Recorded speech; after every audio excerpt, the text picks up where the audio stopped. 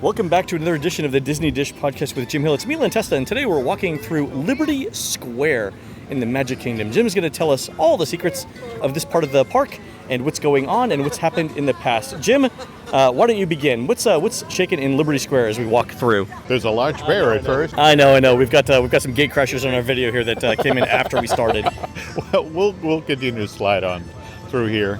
The thing about Liberty Square is some of the storytelling detail is just kind of bizarre. I mean, for example, take a look. We have our normal red pavement color for the Disney parks, and then we have this interesting gray, brown, pebbly stuff. And if you talk to the Imagineers about this, what this is actually supposed to be is that, remember, this was back in the day when people had chamber pots under their beds, and that sort of thing under their bed.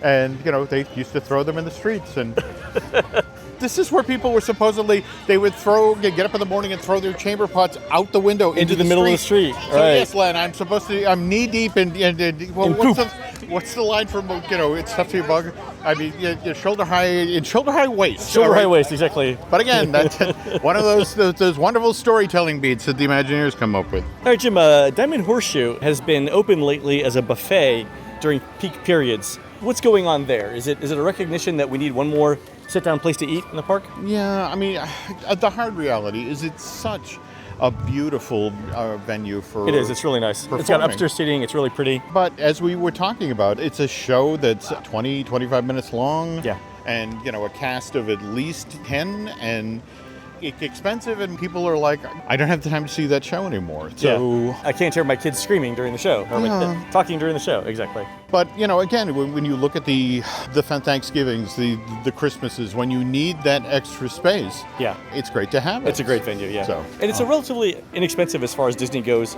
meal. I think it's $35 for basically an all-you-can-eat meal. Mm-hmm. And it's ribbit sticking good food. I think they share a lot of the menu with the Liberty Tree Tavern. Some of it is different, but they do share a kitchen, right? That they do. Jim, we're coming up to two attractions that have been changed recently.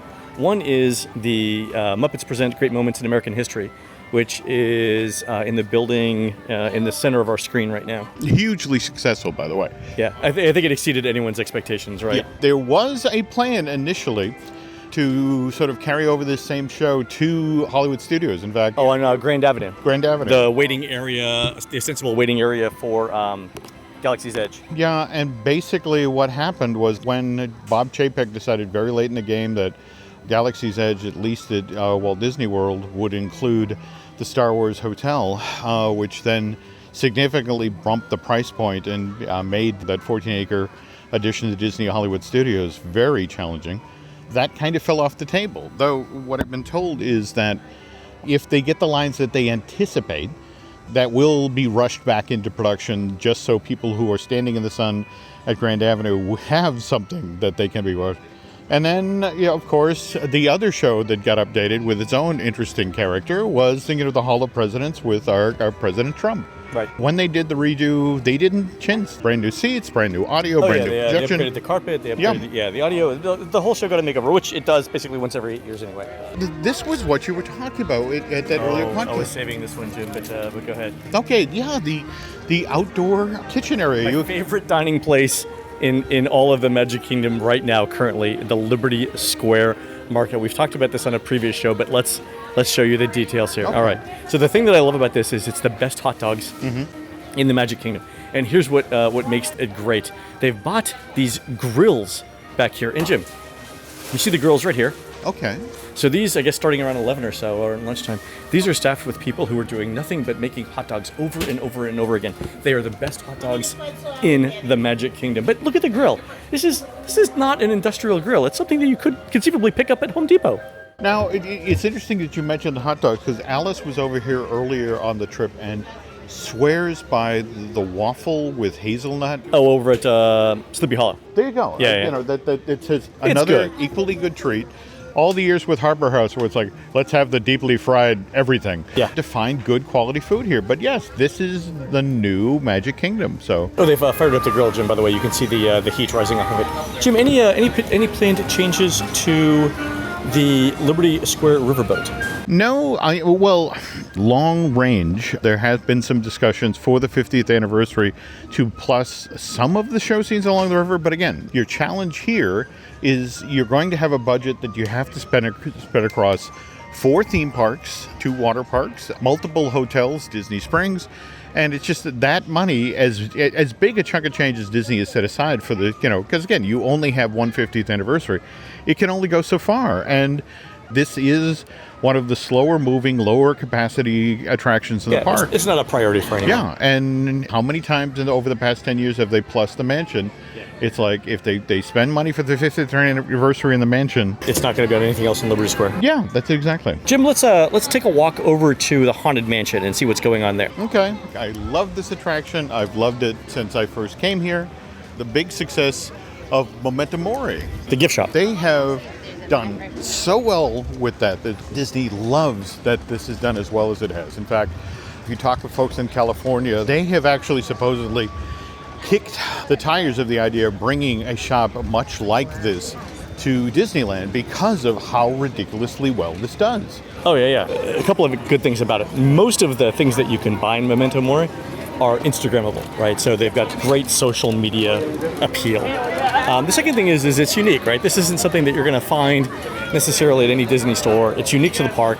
It's unique to the ride. A really, really good option there. But the other thing that's been fascinating lately is they have begun walking characters out of the mansion. I've seen that, right? Yeah. For example, Constance, the bride in the attic, or for that matter, the girl on the tightrope in the stretching room. Right. They have become, and the thing is that Disney fans especially, once they see them, kind of lose their minds. Right.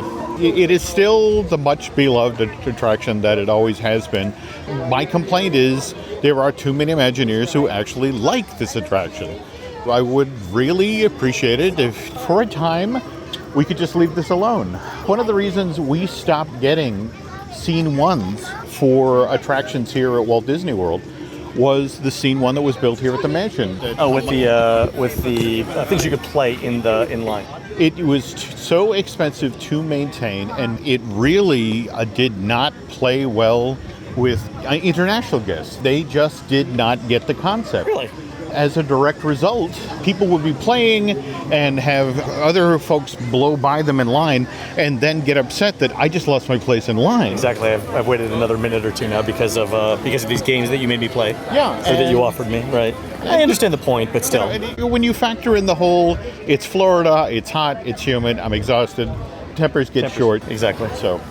All right, Jim, let's do this. Let's stop here for the show, and then we'll pick it up again in Fantasyland, the heart of the Magic Kingdom. How's that sound? That works for me. All right, folks, you've been listening to the Disney Dish podcast with Jim Hill. Please go into iTunes or Stitcher and rate our show and tell us what you would like to hear next. Don't forget, we are produced fabulously by Aaron Adams, who is somehow managing to put all of this stuff together for us. Thank you very much, Aaron. All right, folks, we'll see you on the next show in Fantasyland.